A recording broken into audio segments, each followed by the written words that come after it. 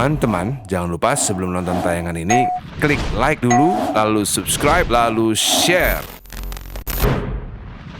Pada waktu itu Yunani udah lebih maju. Back chat, you burn all my energy. Back chat, criticizing all you see. Back chat, analyzing what I say. Back chat, and you always get your way.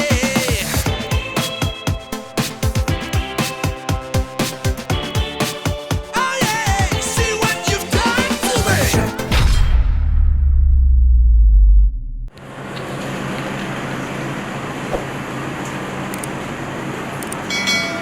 Ya, kemana nih mas hari ini mas? Kemana kita teman-teman? Tuh.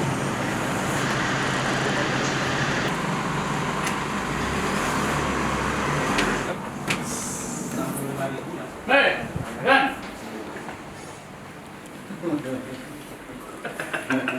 El udah pernah sini kan? Belum. Oh belum. Oh, Ya? Belum. Ayo Fadli, selamat ulang tahun ya kemarin. Oh sama-sama ya. Sama-sama ini. Sama-sama. Iya. Berdua ulang tahun. Enggak, beda 2 hari ya? Aku 26 Mei, 30 Mei, Kalau begitu 1 Juni. Sekarang anakku mau ekor kecil, mau kali. sekarang 3 Juni ya? 4. Oh 4 Sekarang Juni. 4 Juni. gue ikut deh, gue bikin juga 4 Juni sekarang. Kan ada ulang tahun biologis, ada ulang tahun ideologis. Oh iya benar. Ada anak biologis, anak ideologis. Kan Kalau ini ulang tahun akademis gue hari ini 4 Juni. Karena masuk dalam ruang akademis masa lalu. Time traveling.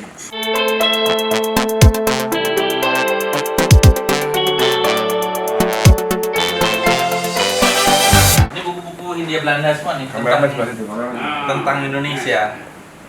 Hindia Belanda. Sebagian Oh kecil. siapa? Apa namanya? Keris-keris, Oud Batavia, Oud Banten. ini buku bahasa Belanda semua Bang. ilmunya, ya kan? Nah, Ini Belanda dan rare, Prancis. ya kan? Rare, Yang langka di rare. sini kan, yang nggak langka kan ada di luar. Nah, ini 1744. 1744. 1744. Ini ada buku dijual di Australia. Itu buku catatan harian orang Belanda tahun 1600. Oh ya. Satu-satunya ini kalau kita beli ini satu-satunya. Karena Kalau Raffles kan 1800-an kan? Ini 1600. Jadi kalau kita mau tahu Indonesia tahun 1600 kayak apa ya baca buku. Ini zaman buku bagus tuh. Mas, Buku hariannya. buku harian masih boleh sebentar. Zaman Belanda baru Kan? masuk berarti ya? Iya kan? banyak yang gini-gini. Kan Raffles kan History of Java kan juga harian, buku catatan harian. Harian. Iya, Bang, tapi dia ada riset kan ini. Ya. Ini soal daily life-nya dia tuh yang. Iya.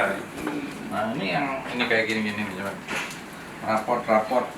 Oh, Tapi ini tulisan punya Ibu Tin tahun 32. ini yang namanya infrastruktur ini maksudnya. Ini Bukan jalan tol infrastruktur. Jalan tol. History of Sumatera Ini 1788. infrastruktur pemikiran. Iya. Ini Saya baru tahu tadi. Basuki Abdullah itu Tan Malaka tuh. Nah, ini patungnya Dolorosa Sinaga. Ini toilet library nih di sini. Nah, Aku juga baru mau bikin tuh. Kalau baca buku saya lupa nih. Wih, fosil-fosil. Ini fosilnya. Oh ini di dalam ini ya? Bukan. Ini yang menjadi batunya. Pengalaman fosil ini kira-kira minimal 25 juta tahun.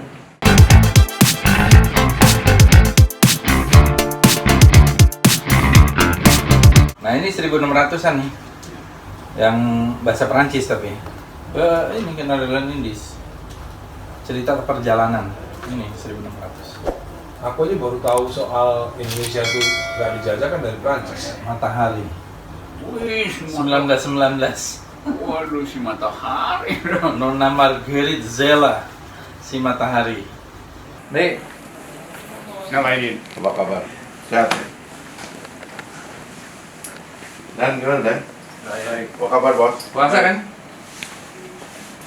Puasa gua ada rapat DPP nih, DPN. Nah, aja pemilu kan masih 4 tahun lagi. Oh, aduh serius partai kita nih bos. Oh, ke atas ya dah. Ntar dulu nunggu Al dulu ntar nih. Al dulu ya. Ah ini Al nih. Waduh. Mau pacaran nih. Kasih kursi buat Ayo, pacaran. ayo. Ini kalau yang banyak di atas ya Pak. Itu di atas, yuk. Ini Hah? di sini. Enggak. Iya. Yang tadi dulu, enggak yang tadi belum selesai nih. Oke, Jo. Yang tadi belum selesai. Al berdiri dulu, Al berdiri dulu ya. Tadi dulu ya. Sini Al berdiri dulu, kamu berdiri dulu dalam sini, nggak apa. Jadi Nabi melarang menuliskan hadis pada saat dia hidup. Dikhawatirkan karena terjadi pencampuran antara Al-Quran Hadis qudsi. karena kalau Al-Quran itu kan prosesi lahirnya itu kan ada dia. Iya. Dan dia mengatakan ini ayat ini ayat ini gitu. Lalu dihafal oleh para sahabat. Dan penghafal-penghafal ini dia ada tempat tinggalnya, ada tempat rutin mereka. Nabi sendiri itu Jibril datang itu untuk mengulangi hafalan itu. Nah, setelah beliau wafat, hadisnya mulai dibukukan. Nah, Al-Quran pun demikian gitu. Nanti kompilasi finalnya itu di zaman Utsman Kompilasi. gitu.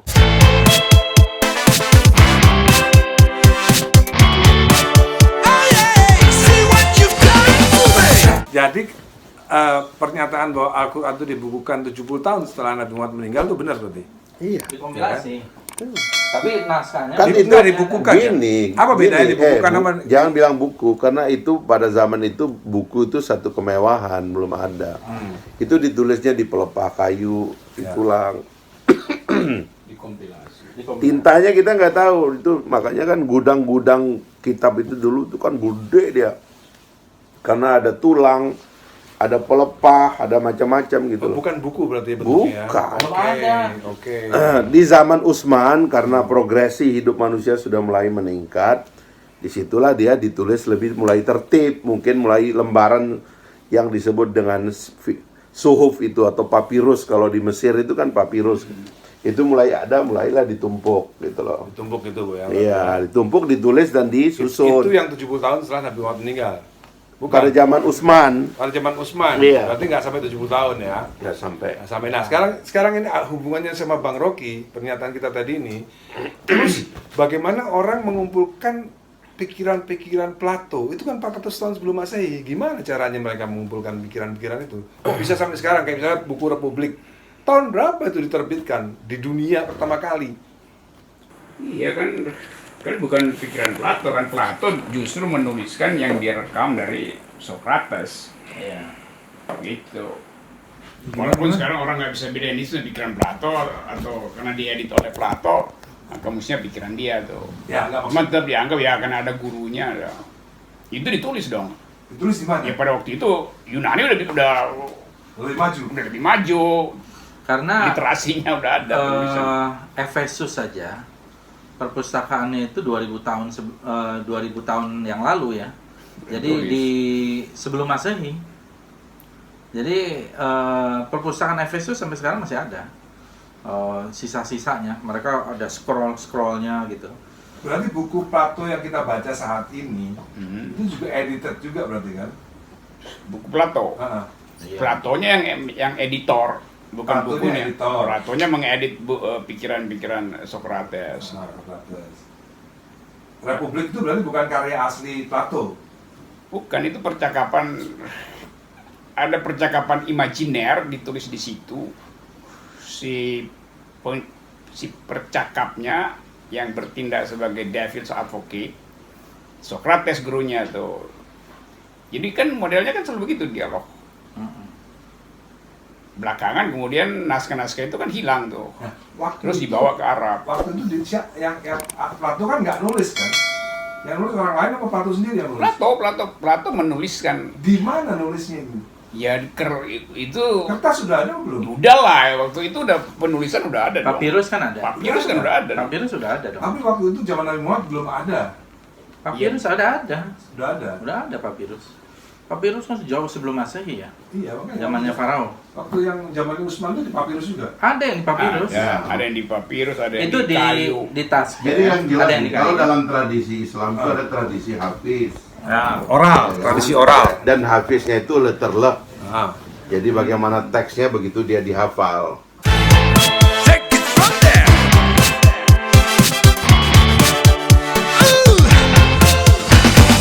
Dan itu juga bagian daripada kelebihan orang Arab. Dan itu juga Hafal kan gitu. gini, Quran tuh ada ayatnya, lupa saya bilang gini. Dia bilang nahnu nadzalna dzikra wa inna lahu lahafidhun. Kami turunkan Quran ini kata Tuhan, kami yang jaga. Nah, implementasi dari kalimat ini Nabi memberikan keistimewaan kepada para penghafal. Makanya sejak zaman Nabi itu sudah ada para penghafal. Nah, penghafal inilah yang kemudian oleh sebagian yang lain ditulis. Tapi penghafal ini menghafal terus sampai sekarang kan, penghafal itu kan ribuan jumlahnya.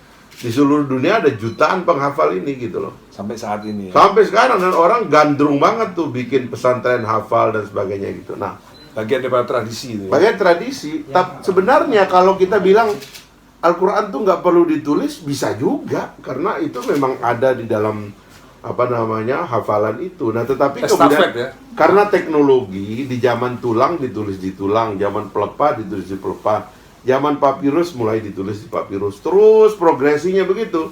Sampailah sekarang yang digital ini, yang kemudian orang kadang-kadang ada Qurannya, dia masuk toilet bagi Quran juga di dalam. Itu kan semua teknologi, bos. Tapi yang tidak berubah adalah lahirnya para penghafal. Nah, teks lain itu problemnya tidak ada penghafal. Itu makanya kredibilitas teksnya itu suka di-challenge, karena tradisi menghafal tidak disertakan dengan lahirnya teks itu. Itu problemnya gitu loh. Dan itu juga lah sebab dari... Ini paralel. Iya kan? Estafet. Supaya saling mengamankan gitu. Estafet lah, ada estafet kan. Ya, estafet Ya. oralnya sama estafet literasinya. Ya itu apa problem dari kitab suci kan, karena kalau teksnya itu, jadi ada soal lain selain teks ini kan, ini teks itu kan wujud nanti kemudian menjadi aturan. Coba Anda bayangkan ya, karena di dalam falsafah hukum itu kan, sifat teks itu kan ada 3 dalam falsafah hukum tuh. Dia harus lex serta, dia harus betul-betul jelas. Dia itu harus scripta, dia tertulis. Apa nah? Ya kan? Lex serta. Lex serta jelas, lex Scripta. scripta dia harus Berarti tertulis. scripta itu bahasa Latin, script itu dari bahasa Latin. Sertanya certain, Iya. pasti itu. Ada satu lagi, yang terakhir adalah les stricta. Stricta itu strict. Definisinya itu harus strict lah, kira-kira begitu. Itu kan hukum. Ini kan Quran sebagian di-convert menjadi hukum. Siapa yang meng-convertnya menjadi hukum? Nabi Muhammad. Bagaimana dia meng-convertnya itu jadi hukum? Itu harus nampak pada dirinya. Karena kalau tidak konsisten, sekali aja Nabi Muhammad tidak konsisten, maka itu nggak jadi hukum. Nah, proses konversi dari teks kepada perilaku ini, itulah yang menciptakan negara itu cepat. Karena cepat ada aturan. Ya kan, cepat sekali ada yang namanya enforcement, tetap cepat sekali ada yang namanya tatanan gitu loh. Sistem itu cepat sekali. Karena konversinya ini oleh orang yang perilakunya memang nggak pernah kelihatan inkonsisten. Itulah kelebihannya, bos. Nah, jadi begitu nanti lahir peradaban baru, problem berikutnya adalah bagaimana teks ini wujud dalam perilaku. Itu yang paling berat. Makanya peradaban nggak terbentuk. Karena nggak ada yang jaga. Yes. Nah, banyak Gitu. orang ingin menguasai teks itu, sehingga dia larang orang lain pahami itu karena dia mau kuasai itu. Kayak tadi siapa namanya tadi lu sebut tadi, Son. Siapa? Umberto Eco, Name of the Umberto Eco, Rose. In the Name of the Rose. Itu Bible itu di abad-abad 14-15 disembunyikan di bawah tanah. Iya. Nah, supaya si Romawi. Prias-prias ini, pendeta-pendeta ini, romo-romo ini menguasai ilmunya, orang lain nggak boleh baca. Oh iya. Dia bikin teknik tuh. Kalau lu, jadi Bible-nya itu atau teks-teks suci itu, kan kita biasanya pakai ludah kan buat buka halaman. Mati dia. Di ujungnya itu dia taruh racun. Nah, Jadi kalau lu asal begini mati, jadi Mati. ketahuan dia mati. Nah, itu kemudian dibikin cerita bahwa itu gara-gara tidak suci, padahal sengaja diracun Padahal sengaja bacanya. itu Dibikin ada filmnya. Ada filmnya. Sean Connery. Ya, Name of the Rose. The Name of the Rose. Umberto. dari novelnya Umberto Eco. Yuk kita ke atas ya. Ayo. Nah, Bapnya bab makan. Kita menuju ke atas, teman-teman. Back chat, back chat. Back chat, back chat.